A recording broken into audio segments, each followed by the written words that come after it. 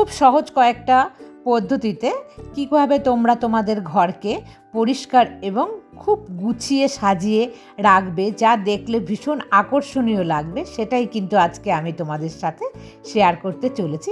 আশা করি বন্ধুরা তোমাদের ভালোই লাগবে। প্রথমেই বলছি, যেদিন ঘরটাকে একটু ডিপ ক্লিন করবে, সমস্ত এরকম ছোট বড় যা সমস্ত জিনিস আছে ঘর থেকে সরানো যায় সেই সমস্ত জিনিসকে প্রথমে সরিয়ে দিতে হবে। তারপরে দেখো একটা ঝুল ঝাড়ার ঝাড়ু আমি নিয়েছি।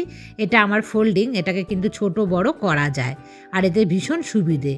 প্রথমে দেখো আমি একটা গামছা দিয়ে খুব ভালোভাবে মাথাটা আর নাকটা মুখটা মানে ঢেকে নিয়েছি, যাতে ঝুলটা না আসে ওপর থেকে নাকে মুখে। আর খুব ভালোভাবে এটাকে পরিষ্কার করে নিতে হবে। মাসে অন্তত একবার এই পরিষ্কারটা তোমাদেরকে ভালোভাবে করতে হবে, কারণ যদি মাসে একবারও না করি তাহলে কিন্তু ঘরে প্রচুর ঝুল পড়বে, ধুলোবালি আটকাবে আর দেখতে ভীষণই বিচ্ছিরি একটা লাগবে, ঘর পরিষ্কার থাকবে না, পোকামাকড় আসবে।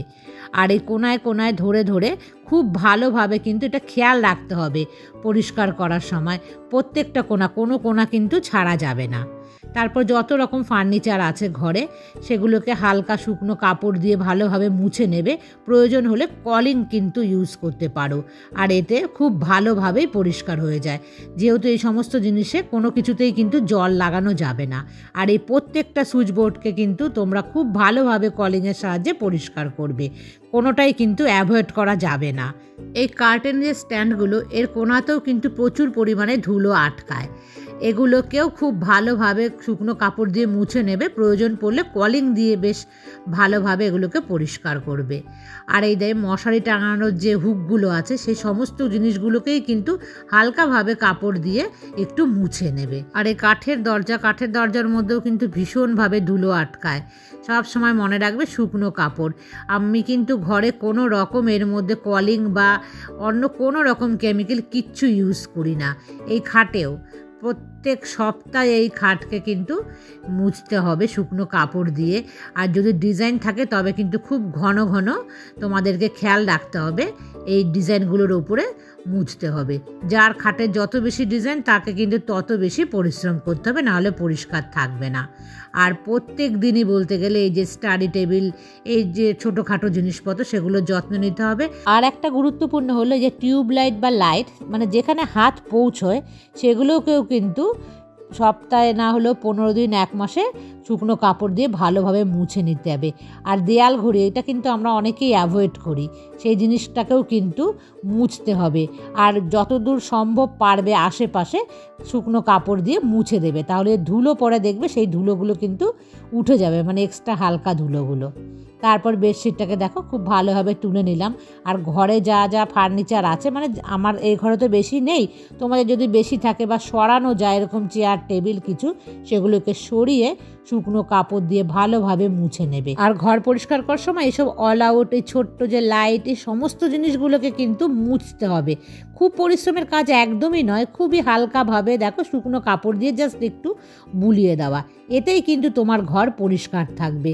খুব পরিশ্রম কিন্তু করতে একদমই হবে না। আর এই যদি ফুল মানে যে কোনো ধরনের শোপিস থাকে ঘরে, সেই সমস্তগুলোকেই একবার শুকনো কাপড় দিয়ে হালকাভাবে বুলিয়ে নেবে। এতে কিন্তু কোনো পরিশ্রম নেই, তবে কিন্তু এইটুখানি যদি তুমি যত্ন না নাও সেই জিনিসটা সুন্দর থাকবে না। আর একটা গুরুত্বপূর্ণ টিপস হলো এই খাটের নিচ।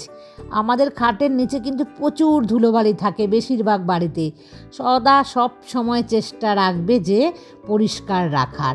আর যত কোনা খামচি আছে জায়গা, সেই সমস্ত জায়গাগুলোকে কিন্তু পরিষ্কার রাখার চেষ্টা করবে, তাহলেই দেখবে বাড়ি একদম মানে জীবাণুমুক্ত পরিষ্কার বাড়ি তোমরা কিন্তু পাবে।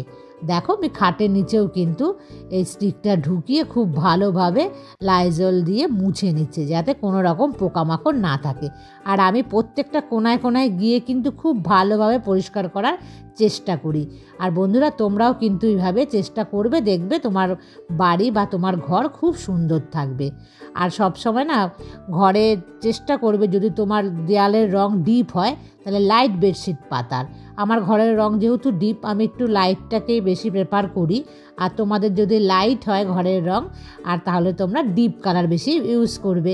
আর ঘরের রং লাইট হলে না ঘরটা কিন্তু দেখতে বড় লাগে।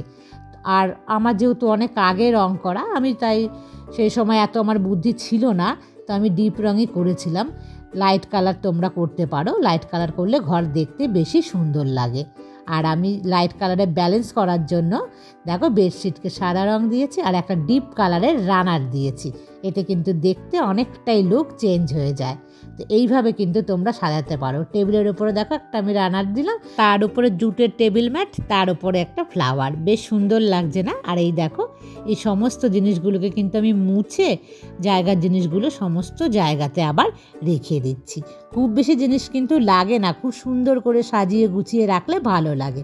আর দেখো একটা আর্টিফিশিয়াল ট্রি আমি দিয়েছি, তোমরা চাইলে কিন্তু একটা অরিজিনাল ট্রি দিতে পারো। আর আমি দেখো ওই সানফ্লাওয়ারটাকে একটু ঘুরিয়ে দিলাম, একটা রানার পেতে দিলাম, এতে কিন্তু ঘরের শোভাটা দেখো একদম অন্যরকম লাগছে। একদম সিম্পলভাবে, খুব জিনিসপত্র দিয়ে নয়, হালকাভাবে একদম সাজিয়ে দেবে এইভাবে ঘর। আর তোমাদেরকে একবার আমি দেখাচ্ছি যে প্রত্যেকটা কোনায় কোনায় এরকমভাবে পরিষ্কার যদি রাখো তাহলে কিন্তু ঘর খুব পরিষ্কার থাকবে। আর একদম সিম্পলের ওপরে সব সময় ঘরকে সাজানোর চেষ্টা করবে, তাহলেই দেখবে ঘরটা কিন্তু খুব বেশি জ্যাবড়া একদমই লাগবে না, একদম নিট অ্যান্ড ক্লিন লাগবে। আর তোমাদের মনও কিন্তু ভীষণ ভীষণ ভালো হয়ে যাবে। তো বন্ধুরা, তোমরাও চাইলে কিন্তু একদম এইভাবে দেখো পরিষ্কার পরিচ্ছন্নভাবে ঘরকে রাখতে পারো। আর অপ্রয়োজনীয় জিনিসগুলোকে ঘর থেকে সরিয়ে দিতে পারো। যে জিনিসগুলো ব্যবহার হয় না সেই সমস্ত জিনিসকে ঘরের মধ্যে থেকে অ্যাভয়েড করা অনেক ভালো। আর এই দেখো পেছনে যে তোমাদেরকে দেখাচ্ছি, আমার দরজার পেছনে যে হ্যাঙ্গার আছে সেখানে কিন্তু খুব বেশি জামা কাপড় হ্যাং করে রাখবে না, যতটা সম্ভব পারবে কম রাখবে, তাহলে কিন্তু ঘরের শোভাটা আরও সৌন্দর্য বৃদ্ধি পাবে। তো বন্ধুরা, আশা করছি তোমাদের ভালোই লাগলো এরকম পরিষ্কার পরিচ্ছন্ন এবং খুব সহজ, কোনো কঠিন কোনো পদ্ধতিই নয়, সহজ পদ্ধতিতে ঘরকে সাজালে দেখতে ভীষণ ভালো লাগে। তোমরা কিন্তু কমেন্টস করে জানিও কেমন লাগলো। আশা করি বন্ধুরা তোমাদের ভালোই লাগলো। তো তাহলে আজকের মতন এই পর্যন্তই রাখছি, আবার তোমাদের সাথে দেখা হবে নেক্সট ব্লগে। ততক্ষণ তোমরা সবাই ভালো থেকো, সুস্থ থেকো, সাবধানে থেকো। টাটা।